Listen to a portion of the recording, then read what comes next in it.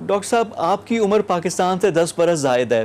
آپ نے آپ کی نظروں کے سامنے سارا پاکستان بنتے ہوئے بھی دیکھا، اور اس کے بعد یہ 7 دہائیوں کا جو سفر ہے یہ بھی آپ کے سامنے ہے.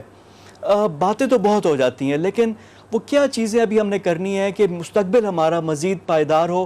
جو ویژن تھا، جو ڈریم تھا پاکستان کا، جو کئی لوگ بات بھی کرتے ہیں کہ وہ صحیح پوٹینشل پہ ہم اب تک پورا نہیں اتر سکے، اس کی کیا وجوہات اور مستقبل کا لائحہ عمل اور ڈائریکشن کیا ہونی چاہیے؟ دیکھیے، میں جو کچھ کہنے لگا ہوں اس سے اختلاف کا حق دیتا ہوں لوگوں کو، کیونکہ ہر ایک کو اپنی اپنی رائے کے اظہار کا حق حاصل ہے. یہ فریڈم آف ایکسپریشن کا اصول ہے. میں یہ سمجھتا ہوں کہ جو ویژن قائد اعظم محمد علی جناح کا تھا پاکستان کے لیے، ہم نے اسے فراموش کر دیا ہے. 11 اگست 1947 کو جو کچھ قائد اعظم نے فرمایا تھا پاکستان کے بارے میں کہ پاکستان کیسی ریاست ہوگا، انہوں نے کہا تھا کہ پاکستان ایک ترقی پسند، ایک روادار، ایک جمہوری جدید ریاست ہوگا. لیکن اس کے فوراً بعد اسی دن اس تقریر کو سینسر بھی کر دیا گیا تھا. اور جب ڈان کے ایڈیٹر صاحب کو پتہ لگا کہ ان کی تقریر کے لیے ایک پریس ایڈوائس جاری کی گئی ہے کہ اس کا فل ٹیکسٹ شائع نہ کیا جائے، تو انہوں نے 3 رپورٹرز کی ڈیوٹی لگائی تھی کہ پتہ کرو کہ یہ کس کی ہدایت پہ جاری کی گئی ہے پریس ایڈوائس.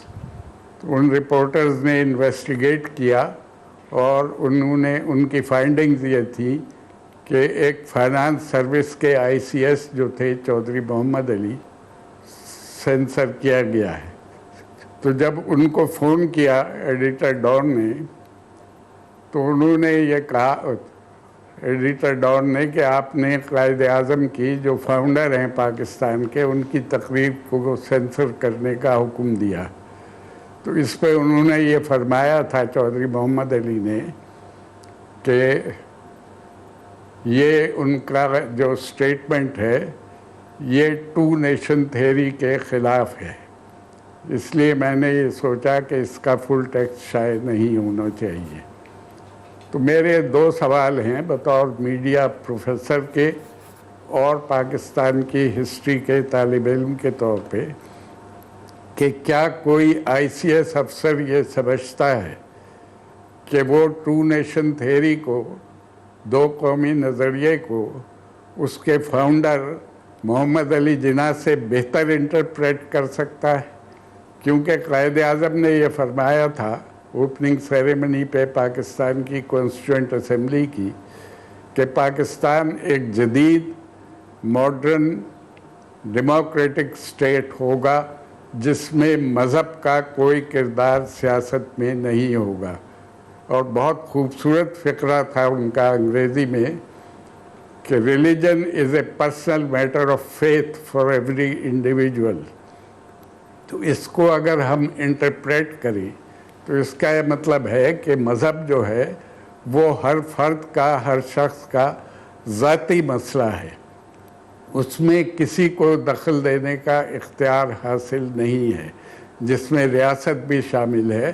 ریاست کو بھی یہ حق حاصل نہیں ہے کہ وہ لوگوں کے مذہب کے سلسلے میں ان کو کوئی ہدایت جاری کرے. تو یہ جو ویژن تھا محمد علی جناح کا، اس کو ہم نے فراموش کر دیا، اور جمہوریت سے جان بچانے کے لیے آنے والے حکمرانوں نے مذہب کا کارڈ استعمال کیا، جس کی وجہ سے جمہوریت اس طرح پنپ نہیں سکی پاکستان میں جس طرح اس کو چلنا چاہیے تھا. کیونکہ ایک مذہبی ریاست اور جمہوریت 2 مختلف چیزیں ہیں. یا جمہوریت ہو سکتی ہے کوئی، یا مذہبی ریاست ہو سکتی ہے. کیونکہ اگر آپ کسی ریاست کو مذہبی ریاست بنا دیں گے تو اس میں جو ریاست کا مذہب ہے اس کے خلاف مذہب رکھنے والے، اعتقادات رکھنے والے آٹومیٹیکلی دوسرے درجے کے شہری بن جاتے ہیں. جو جمہوری اصول کے خلاف ہے. اچھا تو ڈاکٹر میں یہ صاحب، جی سمجھتا ہوں کہ جی جی اچھا، پلیز. میں 1956 1962 کا جو آئین ہے اس کا ذکر میں کروں گا ہی، کیونکہ اس میں یہ شروع میں چیزیں شامل نہیں تھیں، یہ بعد میں ہوا تھا. لیکن 1973 کا جو آئین تھا جو ایک جمہوری حکومت نے بنایا تھا، اس میں یہ چیزیں زیادہ ہوئیں. اس کے بعد جب بھٹو صاحب کی جب گورنمنٹ ختم ہو رہی تھی، انہوں نے جو اصلاحات کی، جو اسلامائزیشن ہے، یہ تو 80s میں زیادہ آئی. کانسیپٹ تو پہلے سے ہی تھا لیکن پریکٹیکلی تو یہ بعد میں آئی چیزیں. دیکھیے بات یہ ہے کہ جو چیزیں جو تبدیلیاں آئیں پیپلز پارٹی کے دور میں، ذوالفقار علی بھٹو شہید کے دور میں، تو ہم نے پاکستان کو ایک مذہبی ریاست بنا دیا، جس کا ہمیں بہت سا نقصان بھی ہوا، خمیازہ بھی بھگتنا پڑا. اور کیونکہ اس وقت ہم، جبکہ میں بات کر رہا ہوں، امریکہ کے ہواری تھے، امریکہ کے ساتھ مل کے کام کر رہے تھے، تو اس کے سلسلے میں ہمیں مذہب کے حوالے سے جو سیاست اپنائی گئی، 74,000 لوگوں کو اپنی جان کی قربانی دینی پڑی. مذہب کے نام پہ 74,000 لوگ قتل ہوئے. تو یہ تمام چیزیں جو ہیں ہماری تاریخ کا حصہ ہیں. لیکن افسوس کی بات یہ ہے کہ ہمارے ہاں تاریخ کو تاریخ کے طور پہ نہ لکھا جاتا ہے، نہ پڑھایا جاتا ہے. ہم تاریخ کو اپنی خواہشات کے تابع رکھتے ہیں اور اپنی جو سوچ ہے ہماری، اس کے مطابق ہر آدمی تاریخ کو مولڈ کر لیتا ہے. میں بہت دفعہ کہہ چکا ہوں یہ کہ اگر آپ تاریخ کو سیدھا کر دیں تو پاکستان کے بیشتر مسائل جو ہیں ان کا حل مل جائے گا اور پاکستان کے حالات بہتر ہو سکتے ہیں اگر تاریخ کا مسخ شدہ کردار جو ہے اس کو ختم کر دیا جائے اور تاریخ کو تاریخ کے طور پہ پڑھایا جائے اور تاریخ کے طور پہ لکھا جائے. تو یہ تمام چیزیں ہماری سیاسی تاریخ کا حصہ ہیں. جی اس پہ تو آپ ناقد بھی رہے، ریپیٹڈلی آپ لکھتے بھی رہے ہیں. اب میں مستقبل کی بات آپ سے کرنا چاہ رہا ہوں کہ اب وے فارورڈ کیا ہونا چاہیے.